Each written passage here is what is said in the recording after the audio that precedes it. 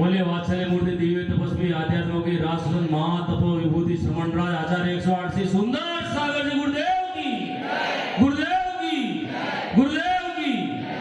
भव्य आत्माओं, भगवान महावीर जिनके शासन काल में हम लोग चल रहे हैं, और जब जब भी भगवान महावीर का नाम याद आता है तब तब मन में भाव आते हैं कि देखो कहाँ भगवान महावीर का कुल आदिनाथ से शुरू हुआ था और कहाँ भगवान महावीर इतने समय तक घूमते रहे। कहाँ तो पहला तीर्थंकर आदिनाथ हुआ तो उनके ही पोते ने अंतिम तीर्थंकर के पद को प्राप्त किया। कहाँ भगवान महावीर का जीव भीड़ की पर्याय में था और कहाँ विश्व वंदनीय भगवान महावीर बनकर आज पूरे विश्व के अंदर पूजा को प्राप्त हो रहा है। वो महावीर जिस महावीर ने मिथ्या मार्ग चलाया, वो महावीर जिस महावीर ने सारे जीन शासन के लिए मिथ्या का मार्ग सुनाया, वही महावीर जब महावीर का जीव बना तो पूरे मिथ्या को नष्ट करने के लिए केवल ज्ञान जैसी भूमित्व को प्राप्त किया।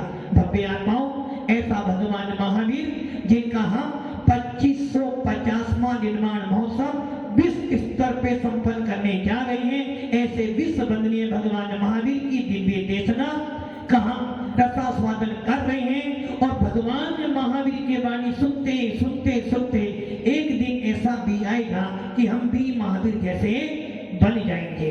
भव्य आत्माओं, भगवान महावीर की श्रवण परंपरा बहुत लंबी परंपरा है।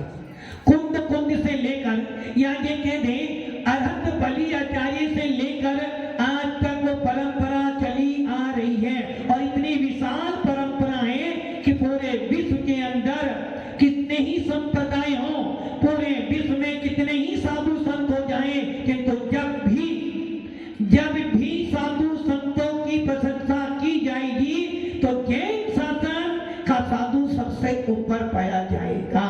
पूरे भारत में नहीं, पूरे विश्व के अंदर दिगंबर साधुओं का जो स्थान, जो गरिमा, जो विभूति है, वो अन्य किसी को नहीं मिल सकती है।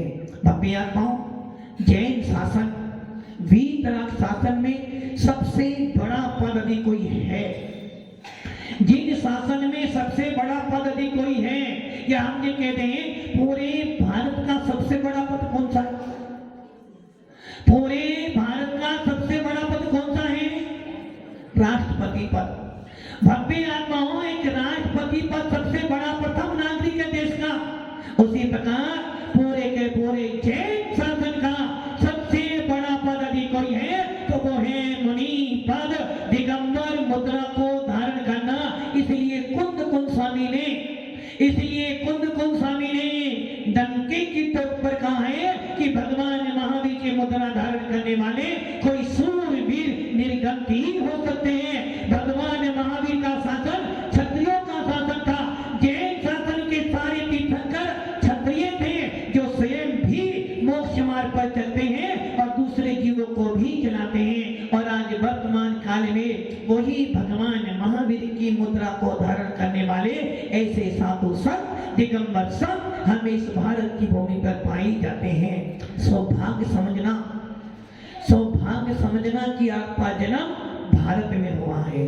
अपने आप को पुण्यशाली समझना कि आपका जन्म जैन शासन में हुआ है, और अपने आप को साथी से पुण्यशाली कहना कि आपका जन्म दिगंबर आमला में हुआ, जहाँ पर भगवान महावीर की मुद्रा को धारण करने वाले देव साधुओं का समागम मिलता रहता है।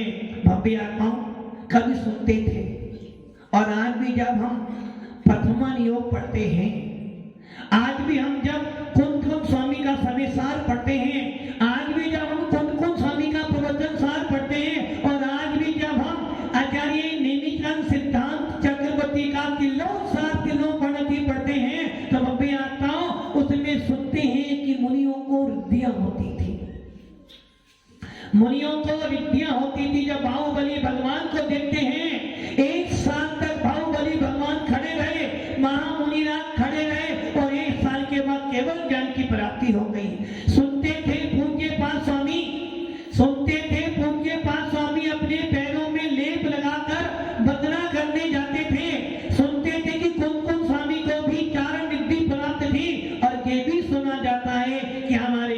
ऐसे मुनिराज भी हुए जिन्होंने अपने इस चित्रा पृथ्वी पे खड़े खड़े ही सूर्य चंद्रमा को भी स्पर्श कर लिया था। ऐसे जैन शासन में अनेकों अनेक महातपस्वी दिगंबर साधु संत हुए जिन्होंने समय समय पर जिन शासन की प्रभावना की और अपनी आत्मा की साधना की। सुनते हैं और जब सुनते हैं लोग कहते हैं कि जैन शासन में चमत्कार नहीं होता। अरे भैया, भगवान महावीर की वाणी कहते हैं जैन शासन कोई चमत्कार नहीं करता, जैन शासन के यहाँ तो चमत्कार अपने आप हो जाते हैं। आचार्य समर्थबद्ध स्वामी सुना था कि मात्र एक हिंदू मंदिर में नमस्कार किया था। एक शिव पिंडी को नमस्कार करने के लिए बाधित किया गया था। आचार्य समर्थभद्र स्वामी सम्य दृष्टि मजबूत थे, घरस्थ थे। उन्होंने मात्र भगवान वीतराग मुद्रा का ध्यान किया और उस पिंडी में से भी चंदा प्रभु भगवान प्रकट हो गए। ऐसा है हमारा शासन, जिस शासन में साधनों को मूल्य नहीं, साधना का मूल्य किया जाता है। और आज किसी भी कंट्री में चले जाना, किसी भी देश में चले जाना और एक बात कह देना कि मैं जैन हूं। किसी भी कंट्री में चले जाना, किसी भी संप्रदाय में चले जाना, किसी भी देश में चले जाना, बस एक बात ये बोल देना कि मैं जैन हूं, तो वो आपसे यही कहेगा भैया आपके साधु संत बहुत कठोर साधना करते हैं। ऐसे जैन शासन को आपको मिला है, ऐसे जैन शासन में आपका जन्म हुआ है। और उसी जैन शासन में एक महामना, उसी जैन शासन में एक महामना हुआ जिसने इस पंचम काल में पूरे जैन समाज का ही नहीं, पूरे भारत का ही नहीं, बल्कि पूरे भगवान महावीर की परंपरा को उज्जवल किया। ऐसा एक महामना जिसको आज पूरा भारत, पूरा दिगंबर समाज, पूरा जैन साधु बड़े आदर से अपना मस्तक झुकाते हैं। और कैसा भी साधु हो, किसी भी परंपरा का हो, एक बार तो उसके मन में आता है कि हाँ ऐसा भी कोई साधु हुआ जिसने इस तन से घोर कठोर साधना कर कर दिखा दिया कि कुंद ने जो बोला था, कुंद ने जो बोला था कि पंचम काल के अंदर भी भावलिंगी तपस्वी समनाट पाए जाएंगे। आचार्य सन्मति सागर ने कुंद के उस वाक्य को सत्य कर दिया कि पंचम काल में भी भावलिंगी संत पाए जाते हैं। ऐसे तपस्वी सम्राट जिसने अपने जीवन में कभी भी ख्याति पूजा लाभ की चिंता नहीं करी, जिस तपस्वी सम्राट ने कभी अपने नाम की चिंता नहीं की, बस चिंता करी तो जिन शासन की चिंता करी। जिस तपस्वी सम्राट को ऐसे गुरु मिले जिस गुरु को आज भी पूरा भारत याद करता है, जिस गुरु के पास जाने के पहले ही तुम्हारा पूरा का पूरा बायोडेटा मालूम पड़ जाए, जिस गुरु के पास जाने के बाद तुम्हारे सारे मन के विकल्प दूर हो जाते हैं, ऐसे नियमित ज्ञान शिरोमणि वात्सल्य रत्नाकर आचार्य विमान सागर जैसे गुरु मिले तपस्वी सम्राट सन्मति सागर को, जिनके कर कमलों से उस ओम को, ओम मतलब पंच परमिष्टि का नाम। अब आप सोच लो, भगवान महावीर का नाम वर्तमान था जिन्हें आप सन्मति भी बुलाते हो, और यहाँ ओम घर का नाम क्या था? ओम। उस ओम को घर का नाम क्या था? ओम। और जब ओम बोलोगे तो प्रकाश तो अपने आप फैलेगा।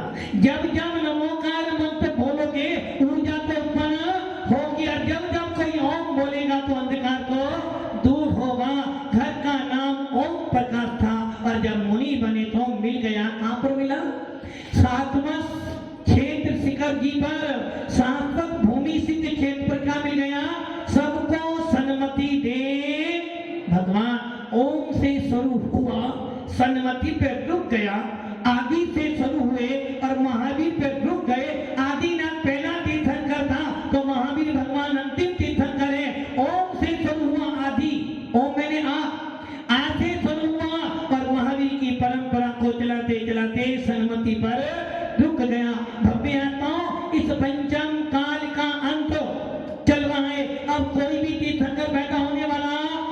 भरत क्षेत्र के रावत क्षेत्र में कोई तीर्थंकर पैदा होने वाला नहीं, इसलिए अंतिम शासनपति कौन है? हमारे महावीर भगवान। अब कोई तीर्थंकर नहीं होगा। उसी प्रकार भव्य आत्माओं, इस भारत देश में, इस जैन शासन में, इस वीतराग शासन में तपस्वी सम्राट जैसा अन्य कोई तपस्वी अब होने वाला इस काल में तो होने वाला जो कि 6 काल हीन काल है। अब तो सारी विशुद्धि गिरती जाएगी। धन्य है ऐसा वो जीव जिसने इस जैन शासन में जन्म लेकर तपस्वी सम्राट का नाम प्राप्त किया। भव्य आत्माओं, ऐसे विमल गुरु का सानिध्य मिला और ओम क्या बन गया? सन्मति। और ऐसे सन्मति भगवान के शासन में हम लोग चल रहे हैं। ऐसे ही सन्मति सागर महाराज ने पहले गुरु सबसे पहला दर्शन किया एक ऐसे आचार्य भगवंत के जिनका लिए पूरा बागड़ आज भी नतमस्तक है। पूरा बागड़, पूरा मेवाड़, और पूरा बागड़ मेवाड़ नहीं, पूरा भारत जिनके नाम को सुनते ही बड़े बड़े बागी भी, बड़े बड़े जैन धर्म के शासन को विरोध करने वाले भी हार जाते थे। ऐसे आचार्य महावीर कीर्ति महाराज जिनको 18 भाषा आती थी, ऐसे आचार्य महावीर कीर्ति महाराज से उस तपस्वी सम्राट ओम प्रकाश ने क्या कर लिया? सोनागिरी जा रहे थे वंदना करने के लिए और सोचा बीच में कौन मिल गए? कौन? अरे जब शिखर जी की यात्रा करने जाते हो वकील साहब, जब यात्रा करने जाते हो और सोचते कोई गुरुजी मिल जाए, कोई साधु मिल जाए तो हमारी यात्रा, कोई काम के लिए जा रहे हो और बीच में कोई महाराज टोक दे तो सृष्टि मोदे आदि महाराज टोक के नहीं जाना। आदि महाराज जैसे टोक दे नहीं जाना तो समझे ना तेरा काम होने वाला, रुक जा। और महाराज ने बेटा चला जा तो समझना विजय प्राप्त कर आओगे। उसी प्रकार ओम प्रकाश जी वंदना करने कहाँ जा रहा था? सोनागिरी शाश्वत, सोनागिरी सिद्ध क्षेत्र पर। और बीच में आगरा में मिल गए आचार्य महावीर कीर्ति महाराज। वंदना की और उनकी शांत छवि देखकर मन में भाव आ गए कि बस अब तो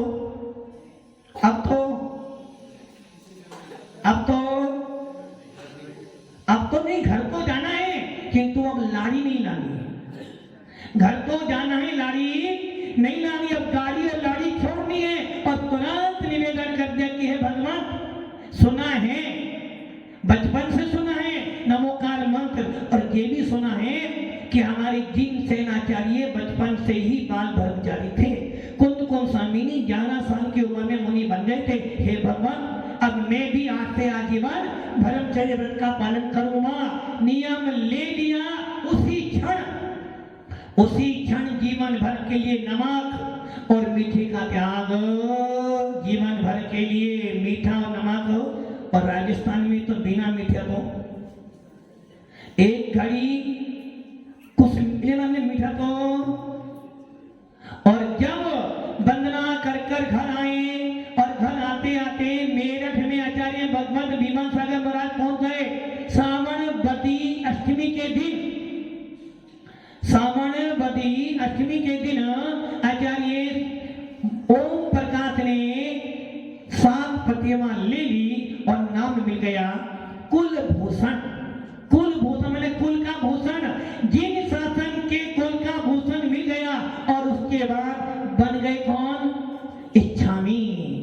क्या बन गए? इच्छामी क्या बन गए? इच्छा करता हूं मुनि बनने की, इच्छा करता हूं महाव्रतों की, और क्षुल्लक बन गए और नाम मिल गया। दिनार किसका है? दिनार किसका है? दिनार किसका है? दिनार किसका है? जैन शासन का।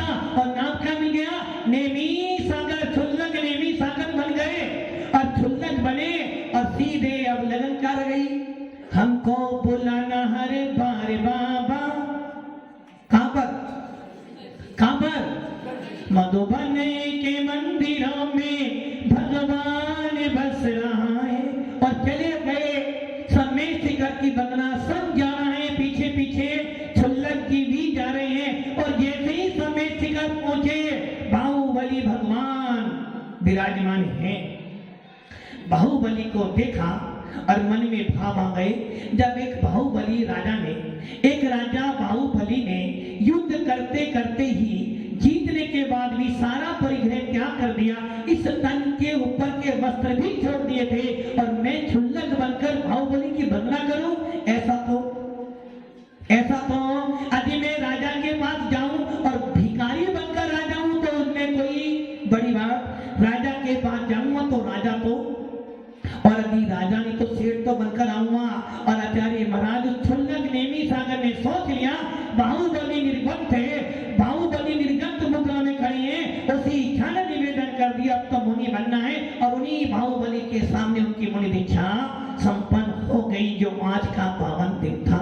मुनि बने, संग में रहे और फिर चले गए आचार्य महावीर कीर्ति महाराज के पास। सन 1964 में आचार्य महावीर कीर्ति महाराज बड़वानी विराजमान थे।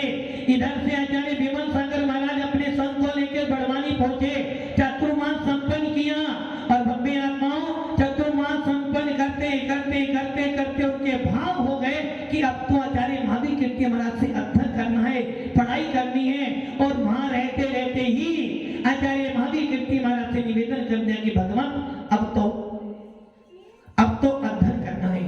इधर आचार्य सरमती सागर जी महाराज और इधर आरिका विजयमती माता जी, जो आचार्य सरमती सागर के प्रति बहुत बहुत बहुत समर्पित थी। और मैं ये कह दूं, विजयमती माता जी ने जो गुरुदेव का साथ दिया है, शायद वो साथ आज तक कोई नहीं दे पाया। दुख में सुख में तो सब साथी बन जाते हैं, किंतु दुख में जो साथ देता है वो जीवन भर याद रहता है। और वो दोनों मुनि और आरिका ने निवेदन करा भगवान हमें आपसे अध्ययन करना है, रुक गए। और 1964 से लेकर 1972 तक महाराज के साथ में रहे। इधर आचार्य महाराज की समाधि हुई और इधर मुनि सरमती सागर को उपाध्याय पद आचार्य पद मिल गया। अब आचार्य महाराज ने साधना शुरू करी, गुरु के रहते रहते कभी साधना नहीं की, बाप के रहते रहते कभी बेटा बाप नहीं बन सकता, बाप के रहते रहते बेटा कभी कोई बड़ा काम नहीं करता, कर भी लेगा। मैंने बताया था कुछ नहीं काम किया। आज जैसे ही आचार्य महावीर कीर्ति महाराज की समाधि हुई, तब श्री सम्राट धीरे धीरे उदयपुर से समेत शिखर गए। और जब समेत शिखर गए, पूरे चातुर्मास में मात्र मूंग की दाल का पानी पिया बस, और 108 वंदना की। और रांची जब पहुंचे, रांची 4 महीने के लिए जल का त्याग। अब आप सोच लो, यदि आपको 4 महीने जल की बूंद ना मिले तो क्या हो जाएगा। इसलिए ऐसे ही कोई तपस्वी सम्राट नहीं बन पाता और ऐसे ही कोई सरमती सागर का पद प्राप्त नहीं कर पाता। ऐसे तपस्वी सम्राट ने रांची में चातुर्मास किया और 4 महीने के लिए जल का त्याग। और जब संघ पहुंचा कलकत्ता, 2 चातुर्मास 74 और 75, 2 चातुर्मास कलकत्ता में किए। और जैसे ही कलकत्ता में प्रवेश हुआ, अब आचार्य महाराज ने सोच लिया बहुत खा लिया, खाते खाते ही निकलने गई। क्या निकल गई? और हम लोगों ने पैसा जोड़ कर ही पूरा जीवन। आचार्य महाराज ने उसी क्षण नियम ले लिया, आज से जीवन भर के लिए अनाज का। अब क्या हो गया?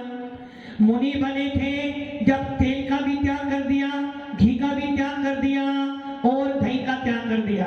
जब ब्रह्मचारी बने, मीठे का भी त्याग कर दिया, नमक का भी त्याग कर दिया, एक दूध बचाता। और जब कलकत्ता पहुंचे तो अनाज का भी त्याग कर दिया। बोलो क्या खिलाओगे? आहार तो कराना है, उसमें घी भी नहीं है, तेल भी नहीं है, नमक भी नहीं है, मीठा भी नहीं है और दही भी नहीं। क्या खिलाओगे? उबला खिलाओगे तो तुम भी नहीं खा पाओगे, तो वो कैसे खाएंगे? उन्हें एक ही बार खाना, तुमको 10 बार खाना। ऐसे ही तपस्वी सम्राट ने सन 1974-75 में अनाज का भी त्याग कर दिया। अब सोच लो, 74-75 मान के चलते और 2010 तक गुरुदेव रहे जीवित, कितने साल हो गए? 85, 95, 2005 लगभग 35 साल तक अन्न का एक दाना भी 35 साल तक जिसने एक अन्न का दाना ना खाओ, मुनि बनने के बाद जिसने मीठा ना खाया हो, घी नहीं खाया हो, नमक नहीं खाया हो और तेल नहीं खाया हो, जिस तपस्वी सम्राट ने अपने जीवन में 10,000 से भी ज्यादा उपवास किए हो, ऐसे तपस्वी सम्राट जब सम्मेद शिखर पहुंचे सन 98 में 1998 में सम्मेद शिखर पहुंचे और भावना भाई पहले वंदना करूंगा, वंदना करने गए और मन में विचार कर लिया वंदना करने के बाद आऊंगा, यदि किसी ने मुझे सबसे पहले दूध दे दिया तो दूध पीऊंगा, नहीं तो जीवन भर के लिए दूध का भी वंदना कर कर आए। परिणाम हो गया, सारे लोग खड़े हैं दूध लेकर, सारे लोग खड़े हैं दूध लेकर, किंतु जब भाग्य प्रबल होता है, जब कर्म का उदय तीव्र होता है तो आई वस्तु भी, यहाँ तक कि हम लोग भी वहां आहार के लिए साथ में जाने की कम से कम यदि हम लोग साथ में रहेंगे तो महाराज को दूध को दो कि हम लोग क्या करते थे, बड़े महाराज के पास ही रहते थे। इसलिए आज भी उनकी समाधि को लगभग आज कितने साल हो गए, 13 साल पूरे होने वाले। आज भी लोग कहते हैं तपस्वी सम्राट के 2 हाथ तो आज भी हैं, एक सुंदर संगत, दूसरा सुनील संगत। और भव्य आपको हम लोगों ने कभी भी बड़े महाराज की एक भी आज्ञा नहीं टाली होगी, हर समय उनके पास में रहते थे।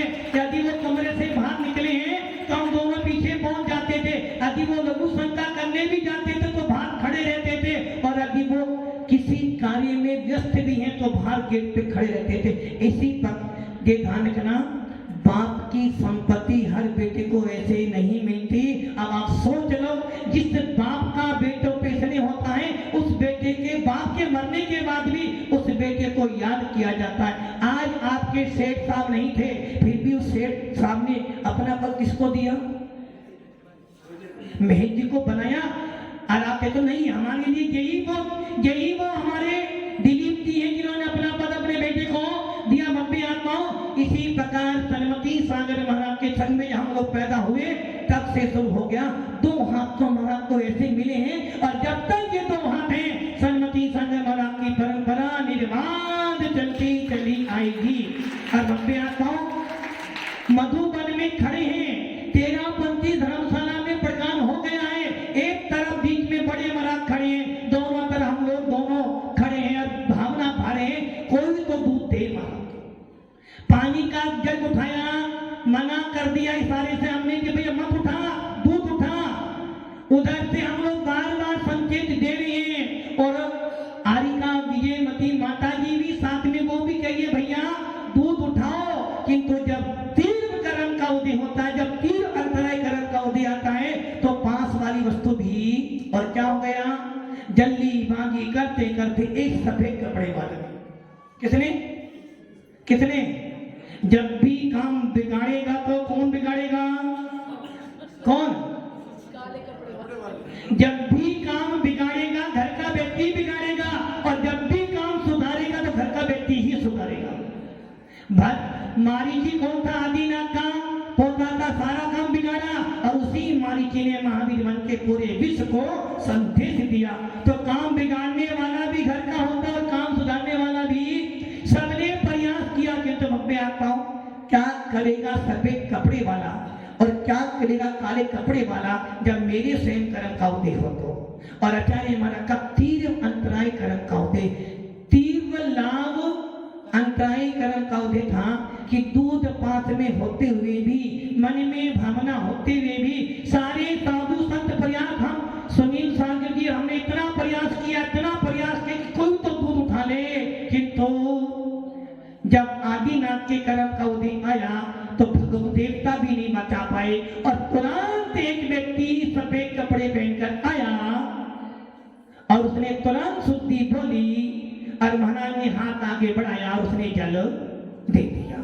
उसके बाद दूध देने का प्रयास सबने किया, किंतु तपस्वी सम्राट जैन दिगंबर साधु जो एक बार मन में ठान लेते हैं द्वारा, और भव्य आत्माओं 1998 से दूध का भी त्याग, संग पहुंचा चंपापुर और इस प्रकार साधना करते करते तपस्वी सम्राट 10-10 दिन के उपवास, 8-8 दिन के उपवास, निर्जल उपवास करने के बाद भी शेर जैसे चलते थे। इसलिए भव्य आत्माओं आचार्य सन्मति सागर मैंने कभी भी खाती पूजा लाभ की चिंता न करी, कभी नाम के पीछे नहीं भागे और कभी ये नहीं सोचा कि मेरे पास भी बड़े बड़े लोग आए।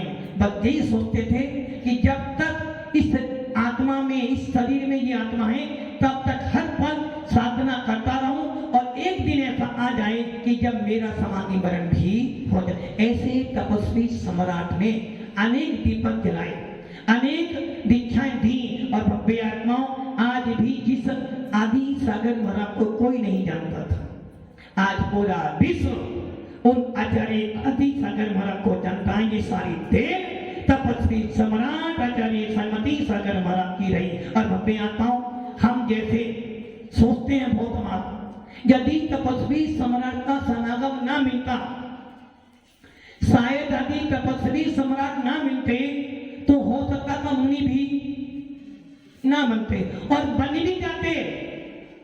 किंतु आज हमें गर्व है, आज हमें गर्व है कि जिस प्रकार आदिनाथ का पोता मरीचि था, भगवान महावीर बना, आज भगवान आदिनाथ के बेटे भरत से भारत का नाम भारत बना।